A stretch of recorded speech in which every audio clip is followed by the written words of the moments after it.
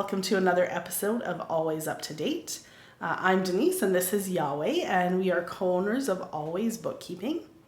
So Yahweh, you're getting ready to take your second part of your CPA exam next week. Are you ready for that? No, not at all, but You got lots of time. We'll see how it goes. Yeah. Well, good luck with it. Thanks. Yeah.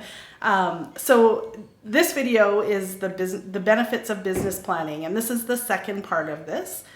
We did a video last week of part one, and so this one we're going to be looking more at differentiation strategies. So our quote again is from Abraham Lincoln, who is the former president of the United States. And he said, "Give me 6 hours to chop down a tree, and I will spend the first 4 sharpening the axe." And then the statistic is from Palo Alto, and it says that business owners who complete a business plan are 50% more likely to grow their business. So like we said on the last video, Yahweh, we have clients that come to us and they have an idea what they want their business to be and to do. But they don't have a business plan, or their business plan doesn't really It's not a good reflection. It isn't, yeah. So that's what we're going to talk about. And today we're going to talk again about the differentiation strategies. Mm-hmm. Yeah, so one question you want to ask is, how many differentiation strategies should I focus on? Yeah, so there's actually a lot of differentiation strategies. We're going to talk about a few of them. There's probably more that we don't even have listed here, but we would recommend no more than 3. Mm-hmm.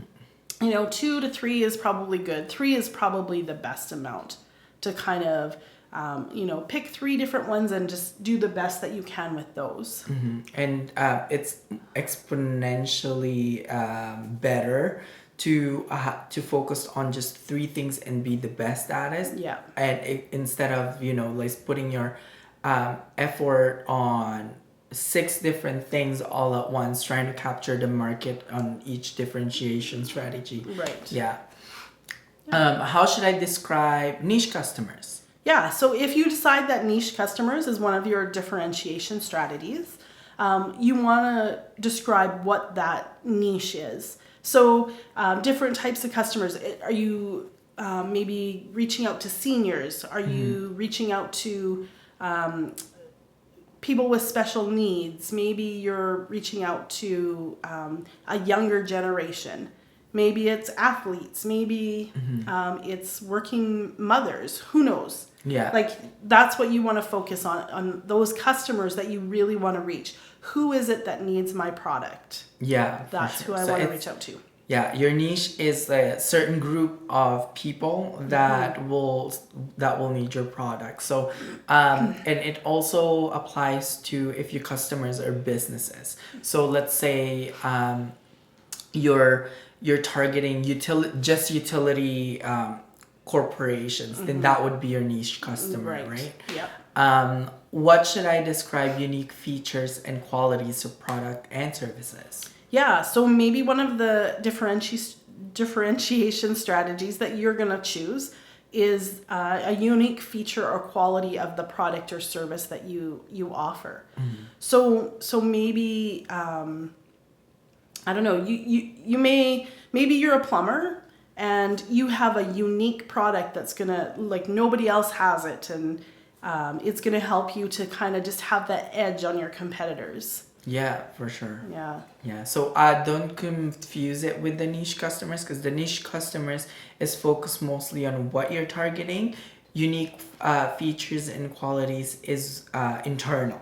That's right. So it revolves around the product and services that you offer, not to the customer, but like as a general idea of what your product and services would look like. Yeah. Yeah. Sometimes it can be your characteristics as well. Yeah. So, like we have clients that are very professional and want to portray that professionalism. And we have other customers that are very laid back and, even though they do a professional job, they want to be a little bit more just laid back when they go and do the job, and just a little bit more casual. Yeah. Or for example, like if you're running a daycare company and you realize that the owners are all nurses. That's a unique feature that nobody Right. else has, right? Yeah. So that's one of the examples that we're trying to describe here. Yeah, that's right. Yeah. How should I describe the location? Yeah, so if you're going to choose location for your differentiation strategy, describe where you are, describe some of the features that are around you. For example, with us, we are kind of on the outskirts of downtown. One thing that's unique about our location, even though we're downtown, we have free parking, which is really important to people, when they're going somewhere downtown. If you're from Edmonton, you know that it's hard to find parking. There's lots of construction downtown, and if you do find parking, it usually costs a lot. For us, free parking. Yeah. Yeah. Or if you, again, going back to maybe a daycare, right? Yeah. It's important. Location is a big thing because normally parents would look at what the closest daycare is to their house or to their workplace, right? Yeah. So that's something that you can focus on the differentiation strategy, is how you use your location as an advantage to your other competitors. Right. Yeah. Yeah. How should I describe the facilities, equipment, and software? Yeah. Again, if you're going to use your facilities, equipment, and software for your differentiation strategies, describe them. Maybe your facility is you have facilities and equipment that are top of the line, leading edge. Nobody else has them. Maybe there's software that you use. Make sure that your clients know what software you're using. Is it specific for their industry? If you're helping other businesses, is it something that's user friendly? Are they going to be able to access it? Or maybe it's something that you develop yourself. Yeah, right. For your customers. So that's right. Yeah, you want to make sure that you portray them if you're gonna use that differentiation strategy. Yeah. How should I describe branding and marketing? Again, if you're going to use branding and marketing, and probably that's one of the big ones that you want to use, we would recommend definitely using that one. What is your company? What is it? Your branding and marketing, that's going to represent you. How are you going to, put yourself just a little bit ahead of your competition by that branding and marketing? And some people buy on emotion, so you want to make sure you're putting up the right brand or the image. Even your templates should focus on that. And this all comes back again to your mission and vision statements as well, right? That's right. How aligned are your mission, vision statements are and your values with your actual strategy and your differentiation strategy, right? Yeah. So that's important. How should I describe the payment methods and terms? Yeah, so another differentiation strategy is the payment methods and terms. So if you offer financing, let your clients know that. If you, maybe they can send a check or cash or credit card, e-transfers, let them know how they can pay. That's important to a lot of people. Yeah, for sure. And especially for industries that require, a different kind of method or payment method. So for example, in the construction industry, you might be the only one that's doing this payment term or giving a discount for them to pay a certain price at a certain date. You might be the only one that's doing, a monthly payment system or a fixed monthly payment system, or let's say you might be the only one that's doing direct debit with your clients. So these are some of the items that you can differentiate yourself from other competitors too, right? That's great. How should I describe numbers, certifications, experience, and or longevity of staff? Yeah, so there's another differentiation strategy. Do you have a lot of staff? Do you just have a little bit of staff? Do you have, are your staff certified? Do you have an accounting firm that has accountants, or do you have an accounting firm that has CPAs at it?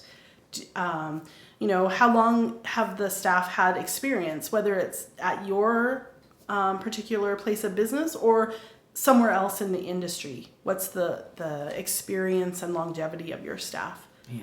Especially if you're hiring people with only a certain degree of certificate or like diploma, right? Yeah. You want to be able to use that as your differentiation strategy and brand it so that people know that whoever they're going to be dealing with has this qualifications, right? That's right.